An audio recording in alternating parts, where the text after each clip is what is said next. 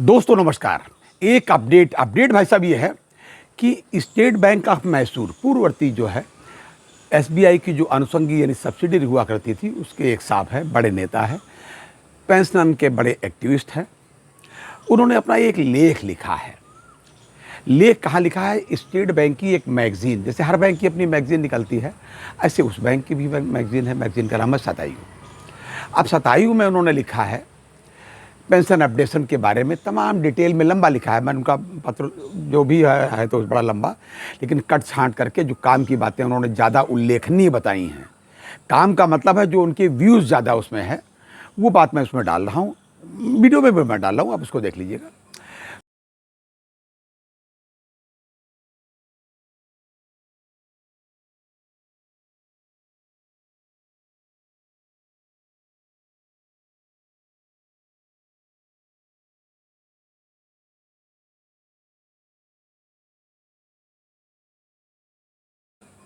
तो है ये नक्सल में मैं बता दूं उसमें कि जो पेंशन अपडेशन का मामला है, जो अभी तक इस हिसाब किताब चल रहा है कोर्ट में, जो कोर्ट में हमारी लॉजिक है, बड़ा महत्वपूर्ण हमारा तर्क है, हमारी तरफ से जो एनेक्जर लगाया गया है 35A वाला की पेंशन अपडेशन हमारा ये प्रोविज़न है, उस पर भी उन्होंने उल्लेख किया है।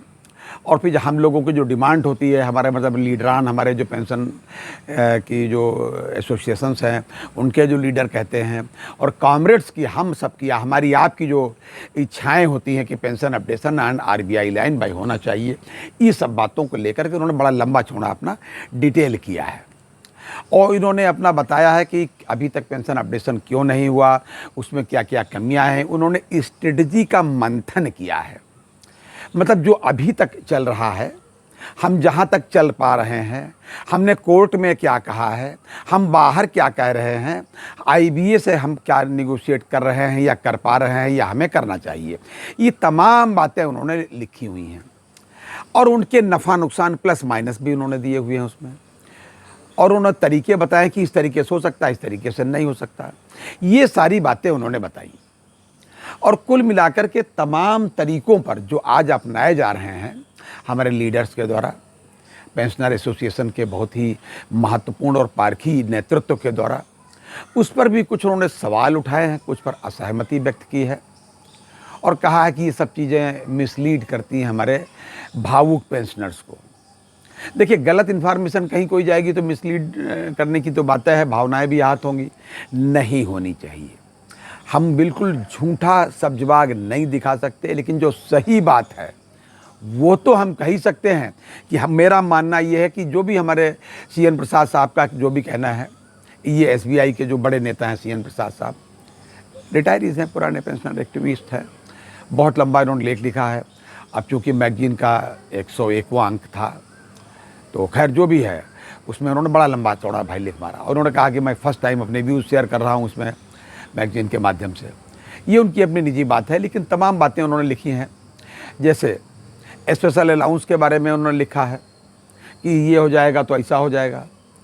दूसरी बात, स्पेशल अलाउंस का जब बात होती है, सब लोग यही बात कहते हैं कि स्पेशल अलाउंस पर जो है, जब डीए इधर मिल रहा है तो ये रिटायरल बेनिफिट्स में इसको क्यों नहीं इंक्लूड किया जाता है। बड़ी साधारण सी बात है, और इसको कोर्ट भी एक बार ये कह चुका है इस अन्य मामले में। सुप्रीम कोर्ट ने इस पर टिप्पणी की थी भाई साहब कि आप अलग अलग इसको नहीं देख सकते। खैर, इस पर उन्होंने अपने कैलकुलेशन सीट्स, जो लोग डिपेंड, तमाम तरीके के लोग अपने जो एक्टिविस्ट हैं डाला करते हैं, अपना कैलकुलेट करके कि भाई अगर इस तरीके से होगा तो इतना होगा, और इस समय तक इतना घाटा हो रहा है। उस पर उन्होंने कहा अगर इसको इस तरीके से कर दिया जाएगा तो पता चला कि जो नवा सेटलमेंट वाला है, जो वहाँ के रिटायरीज जो उसके बाद वाले हैं, वो 10वें से ज़्यादा पाएंगे, 10वें वाला 11वें ज़्यादा, 11वें वाले 12वें ज़्यादा। इस तरीके से मतलब उनको लगा कि हौच पौच हो जाएगा, बिल्कुल ठीक नहीं रहेगा। इस तरीके की बातें उन्होंने तमाम कही हैं।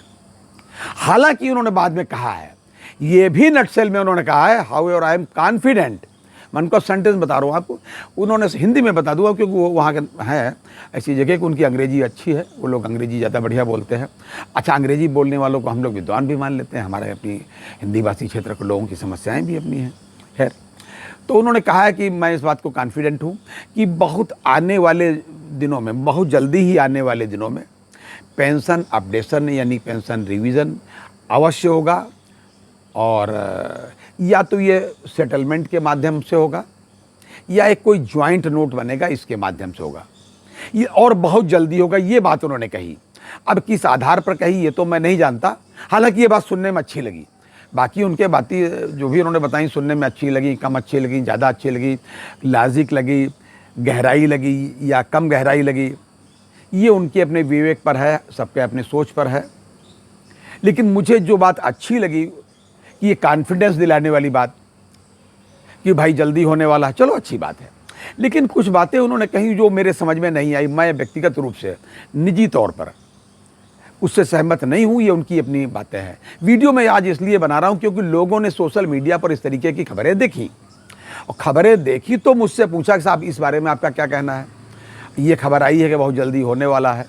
तो मैं आपको बता दूं, मैं इस बारे में बिल्कुल सहमत नहीं हूं। हो जाए बहुत अच्छी बात है, मेरी बात गलत निकल जाए मैं इससे भी बड़ा प्रसन्न हो जाऊंगा कि भैया जल्दी हो तो जाए।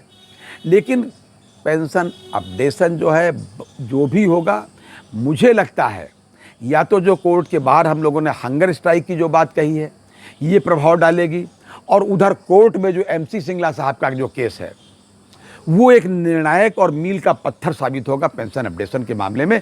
ऐसा मेरा कहना है, व्यक्तिगत रूप से मैं कहता हूँ ऐसा। हालांकि मैं उनकी विद्वता से, CN प्रसाद साहब की विद्वता से मुझे कोई एतराज़ नहीं है। उनकी सोच से सबका कैलकुलेशन अलग होता है, सबकी स्ट्रेटजी अलग होती है। लेकिन जो उनकी स्ट्रेटजी है खैर उनके साथ है, लेकिन नट सेल में जो बाद में उन्होंने बात कही वो मुझे सुखद लगी, इसलिए मैंने शेयर किया। हालांकि उन्होंने उसका आधार नहीं बताया कि आने वाले दिनों में बहुत जल्दी कैसे होने वाली, बहुत ही शीघ्र होने वाली। अच्छी बात है भाई, भगवान करे जरूर हो जाए। मैं तो कहता है MC सिंगला साहब का केस डिसाइड होने से पहले ही हो जाए, मेरी बात गलत निकल जाए, मैं तो इसमें भी प्रसन्न हूँ कि कम से कम हमारे जो पेंशनर्स हैं, रिटायरीज हैं, सीनियर सिटीजन हैं, सुपर सीनियर सिटीजन हैं, जीवन के आखिरी पड़ाव पर, चौथे पड़ाव पर ये चीज़ें देख तो लें, और वहाँ से MC सिंगला साहब भी देख लें कि उनका लगाए हुए पेड़ में फल लगे, जो अगली पीढ़ी को उनके द्वारा लगाए हुए पेड़ से मिले। ये तो मैं अवश्य चाहूँगा। ये था आज तक का अपडेट। अगली बार किसी अन्य अपडेट के साथ फिर हाजिर होते हैं, तब तक के लिए इजाज़त दीजिए। और हाँ, अपनी सेहत का पूरा ध्यान रखिए। और साथ ही एक निवेदन और कि कहीं कंफ्यूज मत होइएगा। कोई सोशल मीडिया में कोई चीज़ आ जाए, कोई लंबी चौड़ी बात हिंदी में कहे चाहे अंग्रेजी में कहे, सही बात चाहे किसी भी भाषा में कही जाए वो सही ही रहती है। और उसमें फोर्स डालने के लिए अंग्रेजी में कहा जाए या किसी मंच से माला पहन के कहा जाए, उसमें वज़न नहीं आएगा। भारत का जो न्याय तंत्र है, सुप्रीम कोर्ट है, वहाँ बहुत ही विद्वान लोग बैठते हैं, पारखी नज़रें ठीक से देख लेती हैं और देख रही हैं और देख लेंगी और जल्दी ही निर्णय देंगी, हम लोगों के पक्ष में देंगी कि ये बुजुर्ग उम्र के इस पड़ाव पर क्या सही कह रहे हैं या नहीं कह रहे हैं। अरे उनको भी पता है, ये माना जाता है कि डाइंग डिक्लेरेशन गलत नहीं होता है, मरने वाला आदमी झूठ नहीं बोलता है। ये पहले भी माना जाता था और आज भी माना जाता है। और हम लोगों की जो रिटायरीज़ की जो उम्र है, सीनियर सिटीजन्स की जो उम्र है, क्या इस उम्र में ये लोग झूठ बोलेंगे कि हमारा ये प्रोविज़न था, कब हटा लिया गया, एमेंड कर दिया गया, फला सन तक रहा। अरे भैया किसने किया? अरे कभी कोई बात हुई थी? और इनको सबको भी हटाइए। मैं तो सीधी बात करता हूँ लोकतंत्र में, जब हम 80-90 करोड़ को हमारी भारत सरकार हमारी अगर 80 से 90 करोड़ के लोगों को मुफ्त अनाज मुहैया करा सकती है, तो मेहनत कश लोग जिन्होंने ऐसी मेहनत की है, देश की अर्थव्यवस्था को मजबूत किया, जिसकी वजह से आज खेतों में हरियाली दिखती है, जितने ट्रैक्टर दिखते हैं, या जो भी आपको एग्रीकल्चर में इजाफा देखता है, भाई साहब इसी बैंकर्स की वजह से, यही पुराने बैंकर्स की वजह से। वरना आपको याद होगा एक पुराने ज़माने में, भाई साहब प्राचीन काल में याद होगा कि जब इस तरीके का नहीं सब हुआ था, तब रूस से, रसिया से गेहूं आया करता था लाल रंग का, भाई साहब, जो वहाँ के जानवर भी उनको ठीक से नहीं खाते थे, वो हम लोगों के लिए आयात किया जाता था। उसके बाद में जब नेशनलाइजेशन के बाद में जब थोड़ी स्वतंत्रता आई कि भाई सबको दिया जाए, ऋण सबको मुहैया कराया जाए, किसानों को मुहैया कराया जाए, केवल पूंजीपतियों को छोड़ करके, तब जा करके ये हरियाली खेतों में आई। तब हमारा अनाज, भाई साहब, हम कहीं से नहीं मंगाते, हम एक्सपोर्ट बहुत करते हैं, हम मंगाते अनाज नहीं, केवल पेट्रोलियम प्रोडक्ट्स आते हैं भाई साहब। तो बैंकर्स का ये ये बैंकर्स का देश के प्रति जो योगदान है, इसको कोई भुला नहीं सकता और सुप्रीम कोर्ट भी नहीं भुलाएगा। आप प्लीज़ कॉन्फिडेंट रहें, जल्दी ही आपके पक्ष में निर्णय आएगा और पेंशन अपडेशन हो के रहेगा। ये था आज तक का अपडेट। अगली बार किसी अन्य अपडेट के साथ फिर हाजिर होते हैं, तब तक के लिए इजाज़त दीजिए। जय हिंद, जय भारत, नमस्कार।